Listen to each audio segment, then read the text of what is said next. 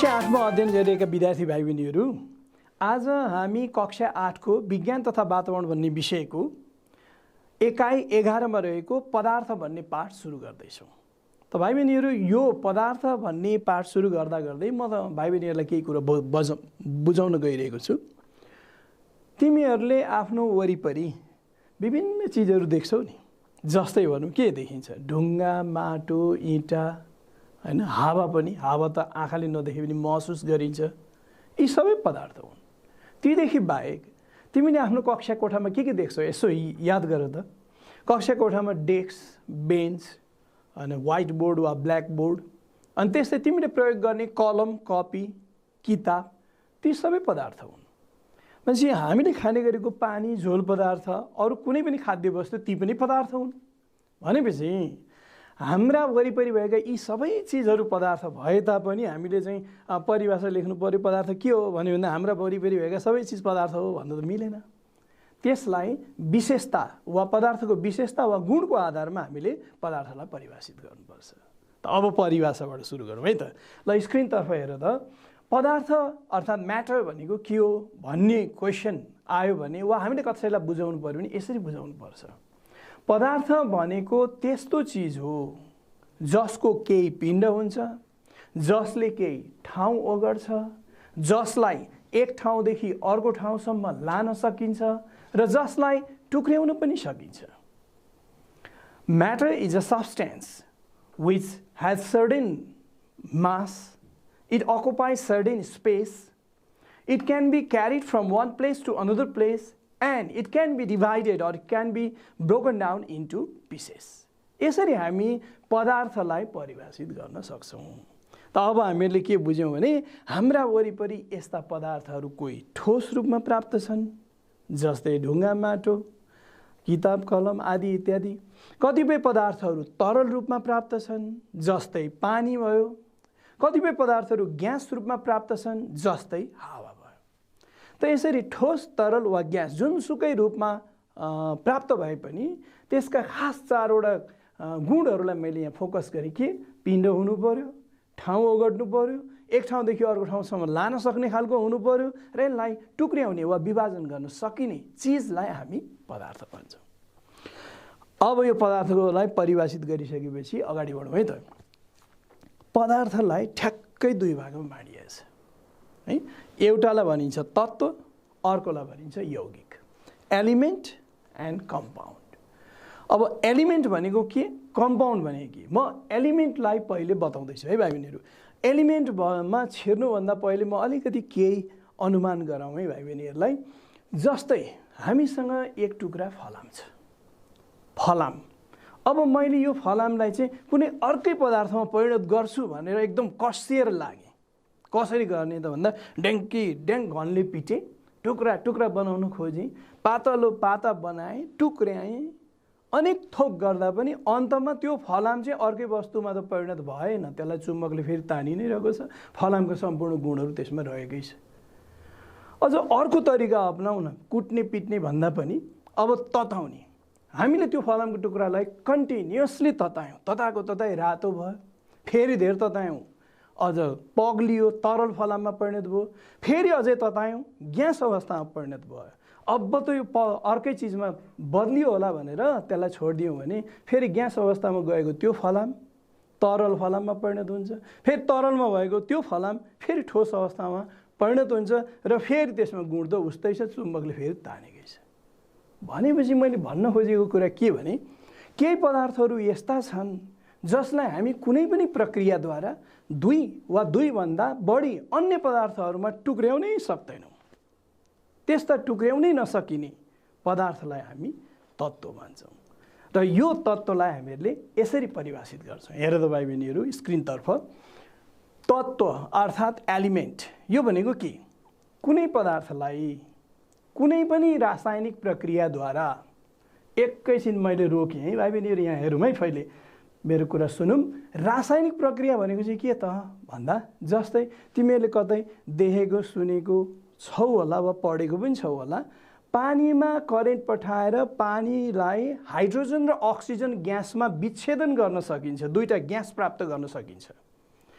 एउटा पदार्थलाई अर्कै गुण भएको पदार्थमा यसरी परिवर्तन गर्ने प्रक्रिया भनेको रासायनिक प्रक्रिया हो। रासायनिक प्रक्रिया भने त्यस्तो प्रक्रिया जसले पदार्थलाई अर्कै गुण भएको पदार्थमा परिणत गर्छ। यहाँ कसले गर्यो?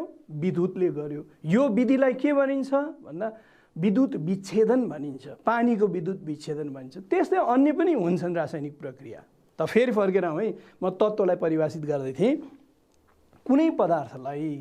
कुनै पनि पदार्थलाई कुनै रासायनिक प्रक्रियाद्वारा दुई वा दुईभन्दा बढी अन्य पदार्थहरूमा विभाजन गर्न सकिँदैन भने त्यसलाई तत्त्व भनिन्छ। जस्तै हाइड्रोजन, अक्सिजन, फलाम आदि। A substance which cannot be split up into two or more than two other substances by any chemical means is called element. जस्तै एक्जाम्पल दिनु पर्यो भने ग्यासको रूपमा हाइड्रोजन, अक्सिजन, अनि ठोस एक्जाम्पल दिनु पर्यो भने फलाम। अब तरल एक्जाम्पल दिनु पर्यो भने तत्त्वको एक्जाम्पल पारो हुन्छ, ब्रोमिन भन्ने अर्को तत्त्व छ, त्यो तरल अवस्थामा प्राप्त छ। यसरी तत्त्व भनेको त त्यस्तो चिज रहेछ जसलाई कुनै अरू पदार्थहरूमा टुक्र्याउन सकिँदैन रहेछ। यसरी हामीले तत्त्वलाई बुझ्नुपर्छ। त भाइ बहिनीहरू, अब यसभन्दा अगाडि बढौँ है त।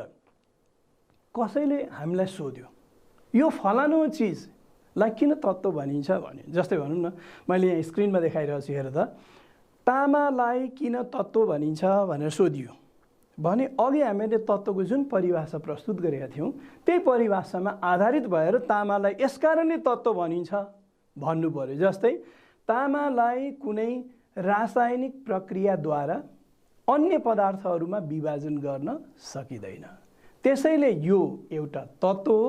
किनकि जुन पदार्थलाई कुनै पनि रासायनिक प्रक्रियाबाट वा दुई वा दुईभन्दा बढी पदार्थहरूमा विभाजन गर्न सकिँदैन भने त्यसलाई तत्त्व भनिन्छ। Copper cannot be divided into two or more than two other substances by any chemical means. If a substance cannot be divided into two or more than two substances, other substances by any chemical means, that is called element. So, copper is an element. यसरी हामी तामा चाहिँ नि तत्त्व हो भन्न सक्छौँ। तामा मात्रै किन, अक्सिजनको कुरा आयो भने यही कुरो भन्ने, हाइड्रोजनको कुरा आयो भने यही कुरो भन्ने, कार्बन पनि एउटा तत्त्व हो नि, त्यसलाई पनि यही भन्ने। यसरी नै यसलाई किन तत्त्व भनिन्छ भन्दा यसरी जवाफ दिने हो।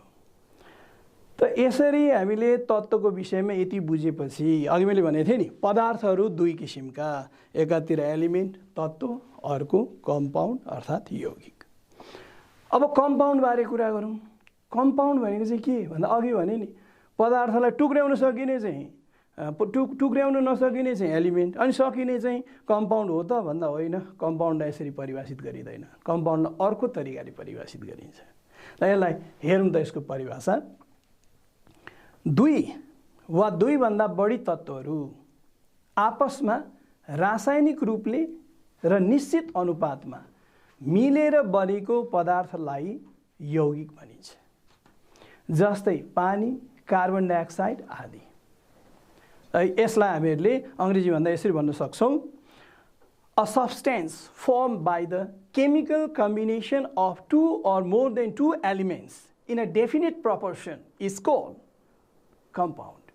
Just for example, water is a compound, carbon dioxide is a compound, अरू पनि छन्, sodium chloride is a compound, हैन, अमोनिया इज अ कम्पाउन्ड। यस्ता थुप्रै चिजहरू छन्। कम्पाउन्ड त झन् यो संसारमा धेरै नै छन्।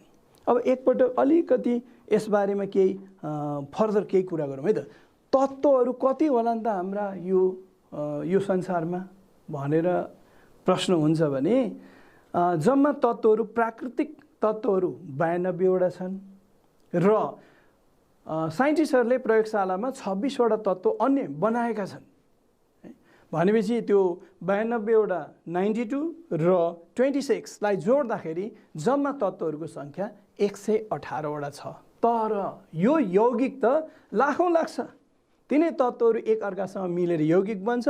अब 118 वटा तत्त्वहरू एकअर्कासँग कति किसिमले, कति ढङ्गले, कति प्रकारको मिल्छ र लाखौँ लाख यौगिकहरू यो संसारमा विद्यमान छन्।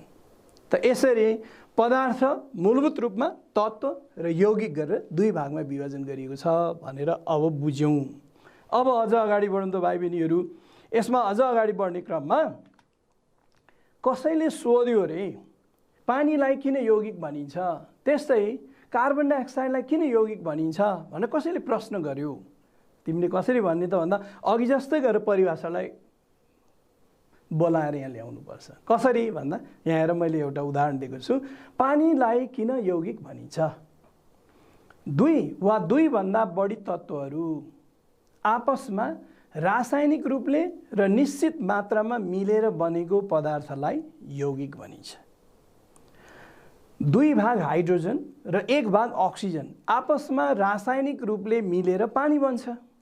यसरी 2 वटा तत्त्वहरू हाइड्रोजन र अक्सिजन आपसमा निश्चित अनुपातमा मिलेर पानी बनेकोले पानी एक यौगिक हो।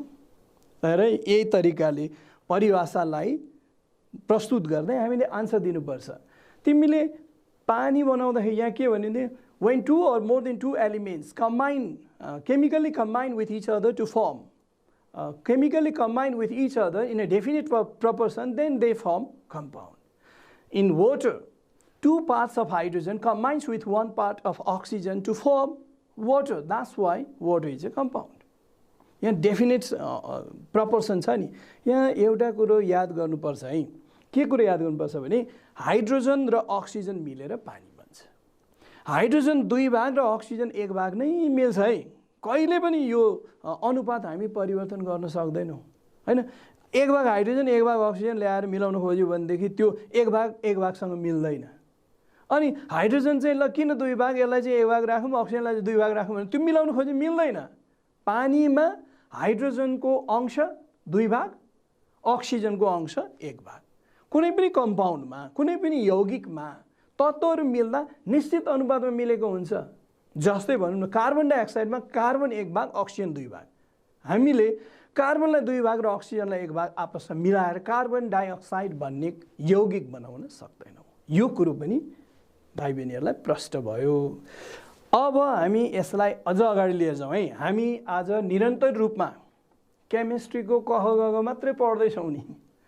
फेरि यो अहिले 11औं च्याप्टर जुन हामीले सुरु गऱ्यौँ, यो चाहिँ रसायनशास्त्र केमिस्ट्री सुरु भयो। सुरु हुँदा केमिस्ट्रीको कह गग भनेकै यौगिक, तत्त्व, अनि पदार्थ, अणु, परमाणु र तिनीहरूको बनोट, त्यहाँबाट केमिस्ट्री सुरु हुन्छ। यहाँ बुझिएन भनेदेखि माथिको कक्षाहरूमा यो केमिस्ट्री बुझ्न गाह्रो हुन्छ, यो निकै झन्झटिलो हुन्छ, अप्ठ्यारो हुन्छ। अब म अर्को शब्द इन्ट्रोड्युस गर्दैछु, परमाणु। परमाणु यो एटम, परमाणु भनेको के हो भन्दा यहाँ हेरौँ त स्क्रिनतर्फ। रासायनिक प्रतिक्रियामा भाग लिन सक्ने तत्त्वको सबैभन्दा सानो अंशलाई परमाणु भनिन्छ। हेर यहाँ मैले के भने तत्त्वको सबैभन्दा सानो अंश भनेपछि एउटा फलाम, एउटा तत्त्व, फलामलाई टुक्राउँदा टुक्राउँदा टुक्राउँदा टुक्राउँदा टुक्राउँदा यस्तो धेरै टुक्रा पारौँ कि त्यो आँखैले देख्न नसक्ने गरी पनि फेरि पनि फर्दर टुक्रा गर्न थालियो भने त्यो अन्तिम अंश जसमा फलामको सम्पूर्ण गुण विद्यमान रहेको हुन्छ त्यसलाई फलामको परमाणु भनिन्छ। त्यस्तै सुन एउटा तत्त्व हो। सुनलाई पनि टुक्राउँदा टुक्राउँदा अन्तिम अंश जसमा सुनको सम्पूर्ण गुण विद्यमान छ त्यसलाई सुनको परमाणु भनिन्छ। त्यसो हो भने हाइड्रोजनको पनि त्यस्तै भयो, अक्सिजनको पनि त्यस्तै भयो। त्यसो हो भने यो संसारमा जम्मा 118 वटा तत्त्वहरू छन् भने 118 वटा तत्त्वको 118 किसिमका परमाणुहरू हुन्छन्। परमाणु 118 किसिमकै छन्। हरेक तत्त्वको परमाणु अर्को तत्त्वको परमाणुभन्दा फरक छ, केही न केही रूपमा फरक छ। परमाणु पनि 118 किसिमका छन्। त रासायनिक प्रतिक्रियामा भाग लिन सक्ने तत्त्वको सबैभन्दा सानो अंशलाई परमाणु भनिन्छ। The smallest particle of an element which takes part in the chemical reaction is called atom of that element. यसरी हामी परमाणुलाई परिभाषित गर्छौँ। भाइ बहिनीहरू अब अणुतिर लागौँ। अणु भन्ने अर्को कण, यो चाहिँ विशेषतः यौगिकसँग सम्बन्धित छ। यसलाई यसरी परिभाषित गरिन्छ है। अणु भनेको के हो भन्यो भने प्रकृतिमा स्वतन्त्र अवस्थामा प्राप्त हुन सक्ने तत्त्व वा यौगिकको सबैभन्दा सानो अंशलाई अणु भनिन्छ, जसमा त्यो तत्त्व वा यौगिकको सम्पूर्ण गुण रहेको हुन्छ। यहाँनिर अलिकति ट्विस्ट आयो नि हैन र। यसको मतलब त यो तत्त्वको पनि अणु हुँदैन सक्दो रहेछ। सबै तत्त्वका अणु हुँदैनन्, केही तत्त्वहरूको अणु हुन सक्छ। भने सबै यौगिकको सबैभन्दा सानो अंश चाहिँ अणु नै हो, तर सबै तत्त्वहरूको सबैभन्दा सानो अंश चाहिँ अणु होइन नि, तर केही तत्त्वहरूको अणु पनि हुन्छ। भनेपछि हामीले अणुलाई यसरी परिभाषित गर्यौं, the smallest particle of element or compound which represents all the properties of that element and compound and available in the nature in free state is called molecule of that element or compound. यहाँनिर आएर अलिकति झुक्किने सम्भावना विद्यार्थीको छ। तत्त्वको सबैभन्दा सानो अंश के भन्दा अणु भन्ने होइन नि, परमाणु नै हो। अनि यौगिकको सबैभन्दा सानो अंश के भन्नाले फेरि परमाणु भन्ने होइन नि, अणु नै हो। तर केही तत्त्वहरू यस्ता छन् जसको सबैभन्दा सानो अंश परमाणु भए तापनि स्वतन्त्र रूपमै प्रकृतिमा प्राप्त हुँदा अणुको रूपमा प्राप्त हुन्छन्। कसरी? अब यसबारेमा म अलि डिटेलमा बताउँदैछु। त यो हेरौँ त भाइ बहिनीहरू। मैले यहाँ के देखाएँ भने यो H एउटाले एउटा परमाणु हाइड्रोजनको परमाणु जनाउँछ, अर्को H ले अर्को हाइड्रोजनको परमाणु जनाउँछ। हाइड्रोजन कतै उत्पन्न भइरहेको छ भने कुनै रासायनिक प्रतिक्रियाले वा कतै कुनै कारणवश हाइड्रोजन ग्यास निस्किरहेको छ भने सुरुमा निस्किँदा हाइड्रोजन परमाणुको रूपमा उत्पन्न हुन्छ। तर त्यो परमाणुहरूले तुरुन्तै दुईटा परमाणुहरू आपसमा मिलेर जोडी जोडी जोडी जोडी जोडी जोडी बनाएर हाइड्रोजन बस्न थाल्दछ। त्यसलाई हामी हाइड्रोजनको अणु भन्छौँ। एउटा मात्र हुँदा परमाणु, तर यिनीहरू तुरुन्तै जोडी लागेर जोडी जोडी जोडी भएर बस्छ। त्यसैले गर्दा हामीले यसलाई हाइड्रोजनको अणु भन्छौँ। हेर त, यसलाई सङ्केतको रूपमा दिनु पर्यो भने H2 लेखिन्छ। हाइड्रोजनको सङ्केत H, H2 भनेको हाइड्रोजनको अणुको अणुसूत्र। त्यस्तै अरू पनि केही तत्त्व छन्, म बताउँदैछु, जो अणुको रूपमा स्वतन्त्र अवस्थामा प्राप्त छन्। जस्तै नाइट्रोजन। नाइट्रोजन पनि हावामा रहेको यो नाइट्रोजन ग्यास पनि दुईटा नाइट्रोजनको परमाणुहरू आपसमा जोडी लागेर यसरी जुन स्क्रिनमा देखिरहेको छ एकअर्कासँग जोडी लागेर बसी हुन्छ। दुईटा दुईटा दुईटा दुईटा भएर यसरी साझा भएर बसेको हुनाले यो नाइट्रोजनको अणुसूत्र लेखौँ भन्यो भने N2 लेख्नु पर्यो। नाइट्रोजनको सङ्केत लेख्ने भन्यो भने N लेख्नु पर्यो। N ले परमाणु जनाउँछ, तर N2 ले यो तत्त्वको अणु जनाउँछ। त्यस्तै अर्को पनि छ, हेर त, अक्सिजन। अक्सिजन पनि स्वतन्त्र अवस्थामा हुँदा दुईटा दुईटा दुईटा आपसमा जोडिएर अणुको रूपमा प्राप्त छ। त्यसैले अक्सिजनको अणु O2 हुन्छ। यस्ता केही एलिमेन्टहरू hydrogen, nitrogen, oxygen, fluorine, chlorine, bromine र आयोडिन, यी एलिमेन्टहरू hydrogen, nitrogen, oxygen, fluorine, chlorine, bromine, iodine, यी तत्त्वहरू स्वतन्त्र रूपमा रहँदा, स्वतन्त्र अवस्थामा रहँदा दुईटा परमाणुहरू आपसमा मिलेर अणुको रूपमा रहेका हुन्छन्। बाँकी रहेका सबै तत्त्वहरू चाहिँ परमाणुकै रूपमा प्राप्त छन्। जस्तै फलामको अणु हुँदैन, फलामको परमाणु हुन्छ। सुनको अणु हुँदैन, कार्बनको अणु हुँदैन। यसभन्दा अगाडि मैले भाइ बहिनीहरूलाई चाहिँ यो ड्राई सेलको बिचमा एउटा कार्बनको रड काटेर देखाएको थिएँ नि।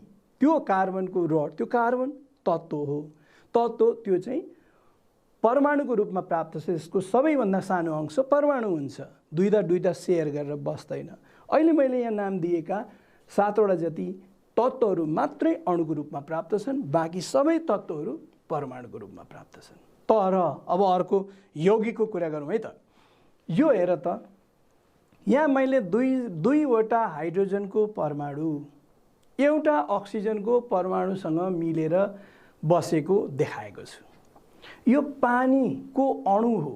पानीको सबैभन्दा सानो अंशमा दुईटा हाइड्रोजनको परमाणु एउटा अक्सिजनको परमाणुसँग यसरी मिलेर बसेको हुन्छ र यसलाई हामी अणुसूत्र लेख्दा H2O लेख्छौँ। हेर, यो पानीको अणु हो।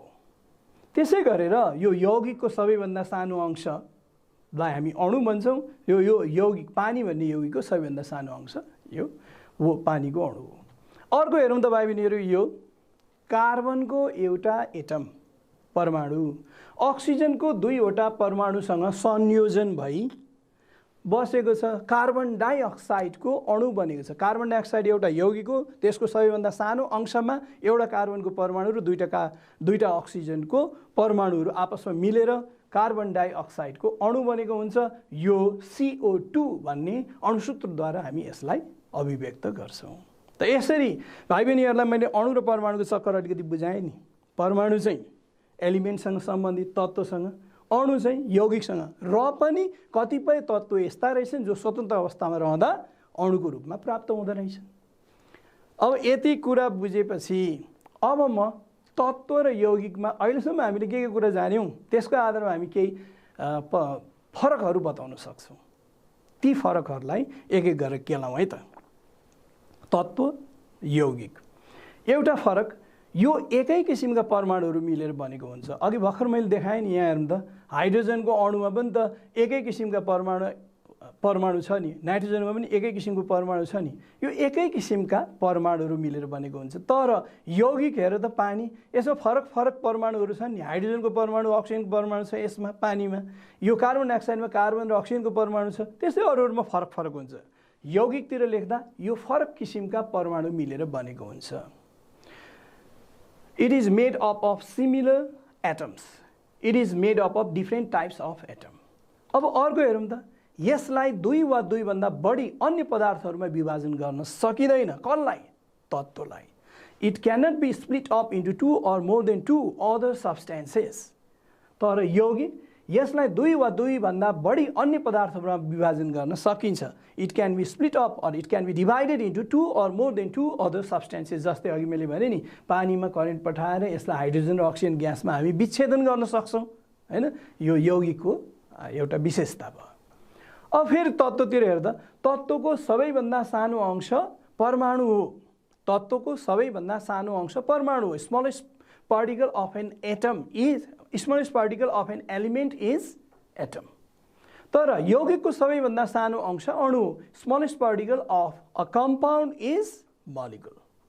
अब अर्को फरक पनि हेरौँ है तत्त्वलाई छोटकरीमा त्यसको संकेतद्वारा जनाइन्छ element is represented by symbol element is represented shortly by its symbol just for example hydrogen can be represented by capital S nitrogen can be represented by capital N oxygen by O हैन तत्त्वलाई छोटकरीमा यसको संकेत जस्तै हाइड्रोजनको H नाइट्रोजनको N अक्सिजनको O गरेर हामी त्यसलाई कहीं रिप्रेजेन्ट गर्न सक्छौं तर यौगिकलाई छोटकरीमा त्यसको अणुसूत्रद्वारा जनाइन्छ यौगिकको चाहिँ छोटो अभिव्यक्ति के हो अणुसूत्र हो compound can be represented shortly by means of what their molecular formula just for example H2O for water त्यसै गरेर NaCl फर सोडियम क्लोराइड भन्ने कम्पाउन्डको NaCl त्यसै गरेर कार्बन डाइअक्साइडको CO2 अमोनियाको NH3 यस्ता कति छन् copper sulphate CuSO4 etcetera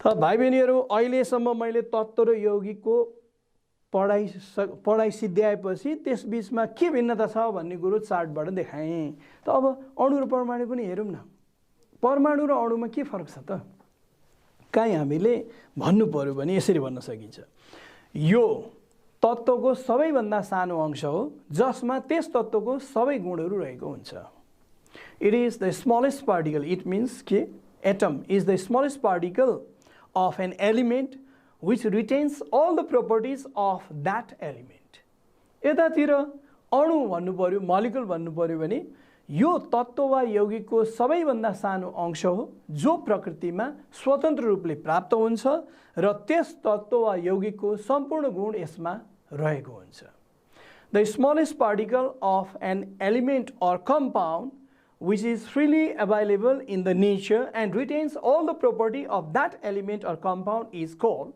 molecule. यो त डेफिनेसन बाटै आयो नि अघि पढेकै परिभाषाबाट आयो अब यसलाई अझ फरकहरु लेख्नु पर्यो भने यसलाई संकेतद्वारा जनाइन्छ it is represented by symbol अर्को यसलाई अणुसूत्रद्वारा जनाइन्छ it is represented by its molecular formula अब अर्को यो धेरै सानो हुन्छ it is very small atoms are very small particle which cannot be seen with naked eye also which cannot be seen with microscope or simple microscope also अब अर्को चाहिँ यो दुई वा दुईभन्दा बढी परमाणुहरू मिलेर बनेकोले केही ठुलो हुन्छ, यो त्योभन्दा ठुलो हुन्छ। यसको मतलब चाहिँ धेरै ठुलो चाहिँ हुँदैन, यो परमाणुहरू मिलेर अणु बन्ने भएको हुनाले गर्दा अणुहरू परमाणुभन्दा केही ठुला हुन्छन्। त भाइ बहिनीहरू यति जानेपछि अब म भाइ बहिनीहरूलाई यो स्क्रिनतर्फ त्यो परमाणुको बनोटको विषयमा केही डिटेलमा बताउँदैछु है। परमाणुभित्र पनि परमाणु आँखाले देख्न नसक्ने, त्यसभित्र पनि उपपारमाणविक कण, परमाणुभन्दा पनि साना कणहरू हुन्छन्, इलेक्ट्रोन, प्रोटोन र न्युट्रोन। तल्लो कक्षामा पनि कतै न कतै सुनेको हुनुपर्छ, इलेक्ट्रोन, प्रोटोन, न्युट्रोन। तिनीहरू कहाँ हुन्छन्, परमाणुको बनोट कस्तो हुन्छ, एउटा मोडल चित्र म भाइ बहिनीहरूलाई देखाउँदैछु, हेरौँ है त। यो प्रोटोन हो। किन मैले यसलाई P+ लेखेँ भने यसमा विद्युतको धन चार्ज हुन्छ। यो पनि प्रोटोन, यो परमाणुभित्र रहने कण, यो पनि प्रोटोन। तर यो प्रोटोनहरू परमाणुको केन्द्रीय भागमा अर्को कण, हेर त यहाँ N0 लेखिरहेको छु नि मैले, न्युट्रोनहरूसँग खाँदिएर परमाणुको केन्द्रीय भागमा रहेको हुन्छ। भनेपछि यो मैले के देखाएँ अहिले, प्रोटोन र न्युट्रोन आपसमा खाँदिएर बसेको। प्रोटोनको प्लस लेखेको यसको धन चार्ज भएको हुनाले, न्युट्रोनलाई N लेखेर माथि 0 लेखेको, यसमा कुनै पनि विद्युत चार्ज नभएको हुनाले इलेक्ट्रोन पनि हुँदैन, नेगेटिभ चार्ज पनि हुँदैन, पोजिटिभ चार्ज पनि हुँदैन। यो परमाणुको केन्द्रीय भाग न्युक्लियस, यसलाई लेबल गर्दाखेरि यो परमाणुको न्युक्लियस। अब खोइ त इलेक्ट्रोन भन्दा यो इलेक्ट्रोन दौडिने बाटो, इलेक्ट्रोन दौडिने यो बाटोलाई हामी अर्बिट भन्छौँ, जसलाई अर्को शब्दमा सेल पनि भनिन्छ। भनेपछि इलेक्ट्रोन दौडिने बाटो दुईटा हुँदो रहेछ? होइन, एउटा पनि हुनसक्छ, दुईटा पनि हुनसक्छ, दुईभन्दा बढी बाटोहरू पनि हुनसक्छ। अनि हेर त, त्यसमा इलेक्ट्रोन रहेर यसरी रहेको हुन्छ र यिनीहरू इलेक्ट्रोनहरू यो न्युक्लियसको वरिपरि फनी घुमिरहेका हुन्छन्। हेर, इलेक्ट्रोनको माथि ई लेखेर माथि माइनस किन लेखेको भन्दा यसमा विद्युतको ऋण चार्ज हुन्छ, नेगेटिभ चार्ज हुन्छ। यो हो परमाणुको बनोट। अब पूर्ण रूपले यसलाई लेबलिङ गर्नु पर्यो भने यसरी लेबल पुरा गर्ने, यो इलेक्ट्रोन भनेर लेख्ने, जो अर्बिटमा रहेर वरिपरि घुमिरहेको छ, यो प्रोटोन भनेर लेख्ने हो हैन, अनि यो न्युट्रोन भनेर लेख्ने हो। अनि यसको मतलब के देखियो भने परमाणुका दुई भाग हुन्छन्, याद गर्नु पर्यो है, एउटा न्युक्लियस, अर्को अर्बिट। यो दुई भागमा तीन किसिमका कणहरू रहेका हुन्छन्, के इलेक्ट्रोन, प्रोटोन र न्युट्रोन। इलेक्ट्रोन अर्बिटमा रहेर न्युक्लियस वरिपरि घुम्छ। प्रोटोन र न्युट्रोन चाहिँ यो प्रोटोन र न्युट्रोन चाहिँ न्युक्लियसभित्र खाँदिएर बसेका हुन्छन्। यो हो परमाणुको संरचना, यस्तो हुन्छ परमाणुको बनोट। त यति जानेपछि म तिमीहरूलाई अब यति सानो परमाणुको पनि पिण्डको विषयमा कुरा गर्दैछु है। आँखाले देख्न नसकिने, माइक्रोस्कोपले पनि सामान्य माइक्रोस्कोपले समेत देख्न नसकिने त्यति सानो परमाणुको पनि पिण्ड नाप गर्ने वैज्ञानिकहरूले अठोट गरेर नापेरै छाडे। कसरी भन्दा म पहिले हाइड्रोजनको परमाणु देखाउँछु, हेर है त। यो हाइड्रोजनको परमाणु हो, यसको न्युक्लियसमा मात्र प्रोटोन छ, त्यो पनि एउटा। यसको अर्बिटमा एउटै मात्र इलेक्ट्रोन छ र यो इलेक्ट्रोनले फनफनी त्यो न्युक्लियसको वरिपरि घुम्छ। भनेपछि हाइड्रोजन परमाणुको पिण्ड भनेको त एउटा प्रोटोन र एउटा इलेक्ट्रोनको पिण्ड त रहेछ। त्यो सर्कुलर पाथ भनेको त बाटो मात्र त हो नि। यसरी बुझ्नु पर्यो, तिमीहरूले यसरी बुझ्नु पर्यो कि हाइड्रोजनको परमाणुको पिण्ड भनेको त्यसमा रहेको प्रोटोन र इलेक्ट्रोनको पिण्ड हो भनेर बुझ्नु पर्यो। तर फेरि अझै फर्दर कुरा सुन है त, प्रोटोनको तुलनामा इलेक्ट्रोनको पिण्ड त नगन्ने छ। किन नगन्ने, कसरी नगन्ने भन्दा एउटा प्रोटोन भन्दा एउटा इलेक्ट्रोन 1837 गुना हलुका हुन्छ। 1837 गुना हल्का, 1837 टाइम्स लाइट हुन्छ, हलुका हुन्छ। के इलेक्ट्रोन? त्यसो भने त इलेक्ट्रोन के कुरा गर्नु, प्रोटोनको पिण्ड मात्रै कुरा गरे भइगयो नि, होइन त? हो, त्यसैले 118वटा तत्त्वहरूमध्ये सबैभन्दा सरल बनोट भएको हाइड्रोजन तत्त्वको परमाणुको पिण्डलाई स्ट्यान्डर्ड मानेर यसलाई यो इलेक्ट्रोनको पिण्डलाई हामीले व्यवस्था गरिकन एउटा प्रोटोनको पिण्ड मात्रै याद गरेर यसको पिण्डलाई हामीले 1 AMU एटमिक मास युनिट भनेर मानेका छौँ। साइन्टिस्टहरूले त्यसै मानेका छन्। Atomic mass unit of hydrogen is 1। त यसरी अब मैले त्यसलाई परिभाषित गर्न खोजेँ। यस एटमिक मास युनिट भनेको के? पारमाणविक पिण्डको एकाइ नेपालीमा भन्दा, एटमिक मास युनिट छोटकरीमा भन्दा AMU। पारमाणविक पिण्डको एकाइ भनेको पिण्डको एकाइ हो जसलाई परमाणुको पिण्डलाई नाप गर्न प्रयोग गरिन्छ। एटमिक मास युनिट अर्थात् पारमाणविक atomic mass unit is the mass of is the unit of mass which is used to measure the mass of atoms, which is used to measure mass of atom। त्यो त बडा गजब भयो भाइ। किन गजब भयो भने आँखाले देख्न नसकिने हाइड्रोजन त्यति सूक्ष्म, अब त्यसको एक भनेर अब कसरी नाप्ने त भन्दाखेरि अब हाइड्रोजन भन्दा अर्को एलिमेन्टको अथवा अर्को तत्त्वको परमाणु कति गुणा गरुङ्गो छ त्यसको एटमिक मास युनिट त्यति नै। जस्तै सोडियमलाई हाइड्रोजनसँग तुलना गर्दा एउटा हाइड्रोजनको परमाणु भन्दा एउटा सोडियमको परमाणु 23 गुणा गरुङ्गो छ। त्यसो हो भने सोडियमको हामी एटमिक मास युनिट 23 भन्न सक्छौँ नि, किनभने एटमिक मास युनिट भन्यौँ नि त हामीले हाइड्रोजनको 1 भन्यो उसको 23, नाइट्रोजनको 14 गुणा गरुङ्गो छ 14। यसरी हामी एटमिक मास युनिट विभिन्न एटमहरूको बताउन सक्छौँ। अब यसलाई फेरि ग्राममा तुलना गर्दा एकजना साइन्टिस्ट एभागाड्रो भन्ने साइन्टिस्टले एउटा सङ्ख्या दिनुभएको छ। यहाँ हेर त, 1 ग्राम पिण्ड बराबर 6.022 × 10⁻23 AMU एटमिक मास युनिट हुन्छ भनेर दिनुभएको छ। तिम्रो किताबमा यो पोइन्ट पछाडिको अङ्कहरूलाई हटाएर 6 × 10⁻23 लेखेको छ, त्यसमा पनि खासै फरक भएन। त भाइ बहिनीहरू यति जानेपछि अब हामीहरू पारमाणविक जुन कणहरू छ नि जसलाई हामी उपपारमाणविक कण भन्छौँ नि, परमाणुभित्र रहेको इलेक्ट्रोन, प्रोटोन र न्युट्रोन, तिनीहरूका विशेषताहरूको विषयमा कुरा गर्दै आजको क्लास अन्त्य गर्छौँ है। ल हेर त, इलेक्ट्रोनका विशेषताहरू, क्यारेक्टरिस्टिक अफ इलेक्ट्रोन। 1, इलेक्ट्रोन परमाणुमा रहेको विद्युतको ऋण चार्जयुक्त कण हो। Electrons are negatively charge particles of atom. यो त अघि नै पनि आइसकेको छ।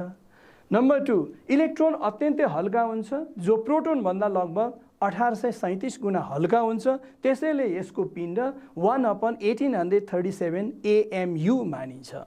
Electrons are very light particles which are about 1837 times lighter than a proton, so its mass is equivalent with its mass is equal to 1/1837 AMU।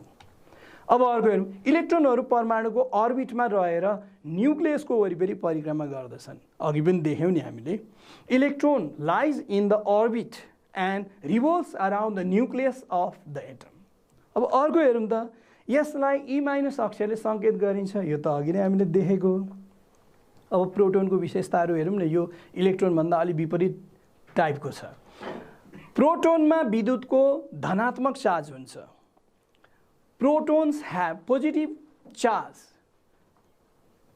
अर्को, यसको पिण्ड 1 AMU हुन्छ, जसको पिण्ड हाइड्रोजन परमाणुको पिण्डसँग बराबर हुन्छ। Its mass is 1 atomic mass unit and its mass is equivalent with mass of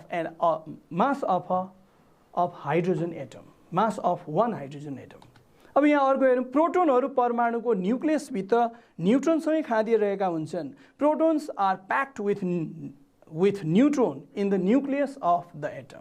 अनि यसलाई P+ अक्षरले सङ्केत गरिन्छ। यो अघि हामीले भन्यौँ। अब न्युट्रोन परमाणुमा रहेको चार्जविहीन कण हो। Neutrons are chargeless particle of the atom. अनि यसको पिण्ड 1 AMU हुन्छ भनेपछि प्रोटोन र न्युट्रोन लगभग बराबरै हुँदो रहेछ नि। इस मास इज 1 AMU। अनि यो परमाणुको न्युक्लियसमा प्रोटोनसँगै खादिएर रहेको हुन्छ। It is packed in nucleus along with proton अनि यसलाई N0 अक्षरले सङ्केत गरिन्छ। त भाइ बहिनीहरू यसरी मैले आज भाइ बहिनीहरूलाई पदार्थ के हो, पदार्थ दुई प्रकारको, तत्त्व र यौगिक, अनि तत्त्वको सबैभन्दा सानो अंश परमाणु, यौगिकको सबैभन्दा सानो अंश अणु, अनि तत्त्व र यौगिकमा के फरक, अनि अणु र परमाणुमा के फरक भन्दै मैले संरचना कस्तो हुन्छ परमाणुको त्यो पनि बुझाएँ। त्यसपछि परमाणुभित्र रहेका उपपरमाणुविक कणहरू इलेक्ट्रोन, प्रोटोन र न्युट्रोन बारे पनि जानकारी गराएँ। त भाइ बहिनीहरू यिनै विषयवस्तुहरू अर्को ठाउँमा भाइ बहिनीहरू अब भन्न लेख्न सक्छौ भन्ने आशा गर्दै म आजको क्लास यही अन्त्य गर्दछु। धन्यवाद।